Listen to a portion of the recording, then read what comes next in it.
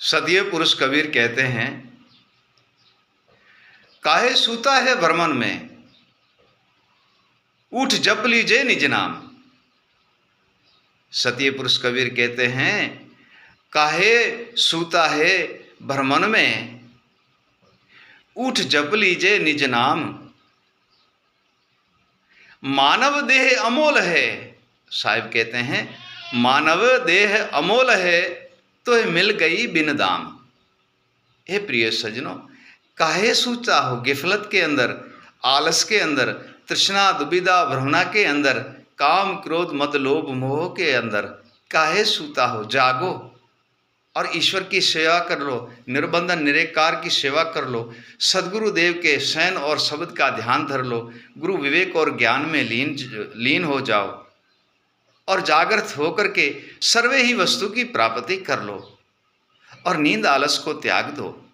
हे प्रिय सज्जनों, नींद आलस त्यागने से ही हमारे सर्वे कार्य सिद्ध होता है, चाहे भक्ति हो, चाहे जिज्ञासु गृह आश्रम हो, चाहे कोई वाणिज्य व्यापार हो, चाहे छोटा मोटा कारोबार हो, चाहे कोई सेवा और बंदगी हो।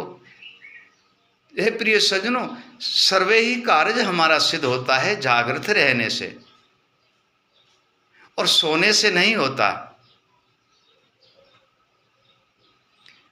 जागृत ऐसी चीज है, साहिब कबीर कहते हैं, जागृत ऐसी चीज है सब कुछ ही लेत चेताए। जागृत ऐसी चीज है सबको लेत चेताए, कहे कबीर धर्मदास को वह निर्भय पद पाए।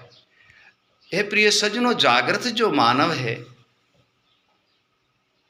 वो सर्वे वस्तु की प्राप्ति कर लेता, उसको कुछ भी नहीं कोई कर सकता।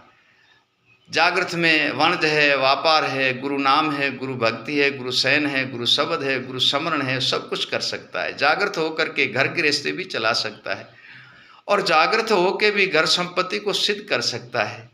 ये प्रिय सज्जनों, जागृत जब रहते हैं तो चोर भी घर में लुटेरे नहीं आते लूटने के लिए, और जागृत रहने से यम राजा भी उसका कोई बिगाड़ नहीं सकता। यम को आप दंड नहीं भरोगे, क्योंकि निज चेतन जागृत हो और आप जागृत ही रहते हो।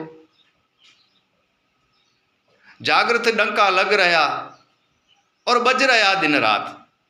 साहिब कहते हैं, जागृत डंका लग रहा बज रहा दिन रात, सौंग शब्द घट में बसे। सौंग शब्द घट में बसे, सार शब्द संग लाग। हे प्रिय सज्जनों, जागृत का डंका लग